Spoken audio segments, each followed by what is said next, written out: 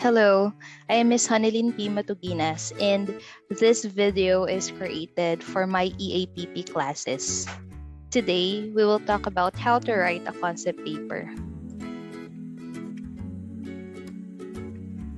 In today's lesson, we will be talking about the definition and uses of a concept paper, the 3 ways to explain a concept, and the 5 elements of a concept paper. These lessons will enable you to write your own concept paper. Before we start, how do you define leader, love, pencil, and recycle? Write down the definitions you thought of and then later on identify what kind of definition you made. In this lesson, you will not just know how to define words and concepts, but you will also learn how to write a concept paper that would help you in pitching ideas for projects and research or studies once you become part of an organization or company.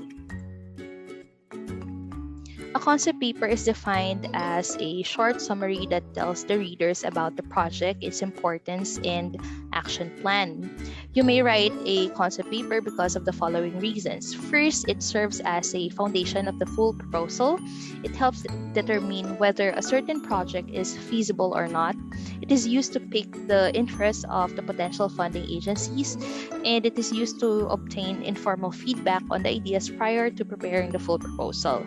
Mainly, you write a concept paper to request support or funds. A concept paper serves as a preview of your overall project or research. Also, you may gather comments and suggestions to better the overall concept before writing the full proposal.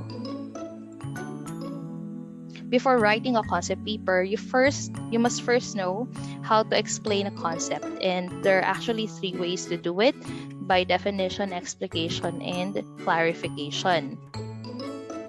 So, explication is a method of explaining a concept or issue by borrowing sentences, verses, or passages from an academic or literary work and then explaining these concepts thoroughly in relation to the concept being explained.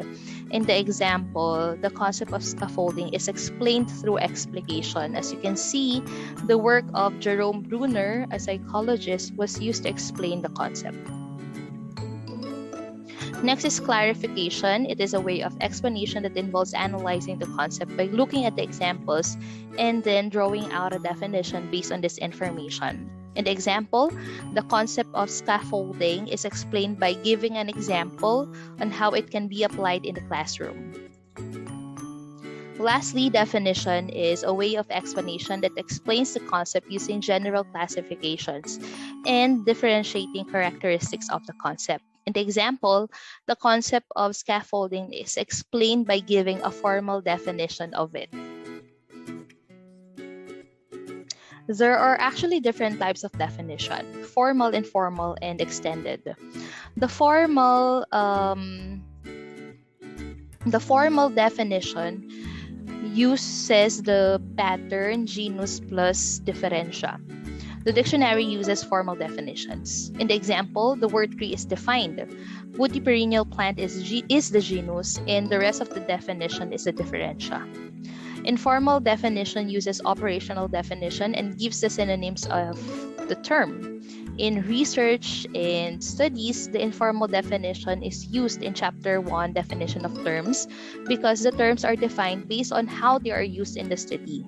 And lastly, extended definition. This broadens the definition by using analogy, metaphors, analysis, and etymology. In the example, a tree is compared with a man because of their similar characteristics. Now, try to identify the concepts in the following paragraphs and see how they were defined. Thank you so much for listening, and don't forget to like and subscribe to follow the other lesson videos for this subject. Thank you. Goodbye.